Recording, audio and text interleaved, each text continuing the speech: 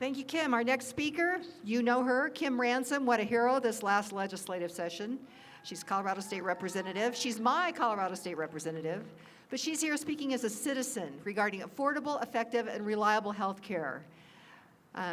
Bear in mind that there is a drumbeat for single-payer health care right here in Colorado, but Kim Ransom is going to talk to you about a different way. Hey everybody, thanks so much for being here.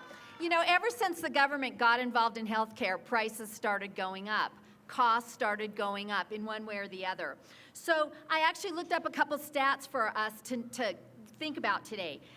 For the increase in healthcare costs from 1970 to 2017 was six-fold. That's using constant 2017 dollars. As a percentage of GMP, which is another way to look at it, in the same period it went from 7% of GMP to 18%. Those are some pretty hefty increases, and you know when they started?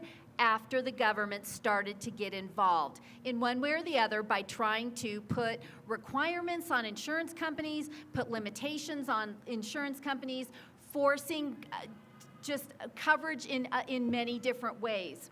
So one of the things I want to say too is that the statistics that we often hear right now, especially after the ACA passed, well, here's the percentage of people that are covered. Well, I want to tell you, I started getting a lot of emails after the ACA was passed, people telling me, well, I've got this little card that says I'm covered, that I have health insurance, but I can't use it because it's so expensive.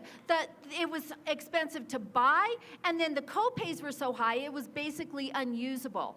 And so it's been a problem ever since the government started to get involved. So please think about what you're looking for, folks. Do you want health care or do you want health insurance? All right? I would submit that it's more important to make sure, as a parent especially, that you give your children health care and not worry so much about health insurance or that little card that the government might give you. You know what? We all do what's in our own best interests. That is something that our founding fathers realized citizens would do.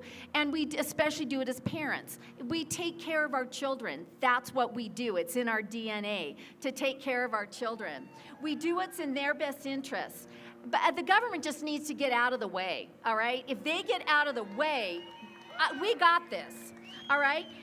And one size doesn't fit all. The ACA did not work because one size doesn't fit all. Some people want to go to a nutritionist. Some people want to go to a chiropractor. Those types of things were different than your regular MD. They were pushing people towards MDs only. That being said, we should be able to go to a doctor, but at the same time, it doesn't have to be what the government thinks you should be using for any given health issue that you have. So, what's next? Where do we go from here? You know what? The market will determine costs. The market will determine prices. The market will keep the costs down. The free market works. Any of you that have taken economics gets that. The free market will work if the government will get out of the way. I would suggest, like I said, putting your focus on health care rather than health insurance. Don't worry so much about that little card. Worry more about your health care, not your health insurance. Transparency to the consumer is something that we've been able to do. I'm not talking about transparency to the government, to where hospitals have to turn in profit and loss statements. I want transparency to you as consumers, that you know what something will cost. Shop around, figure out what the best choice is for your child, your family. With that, the government just needs to get out of the way, let you guys do what you do best, and thank you so much for being here.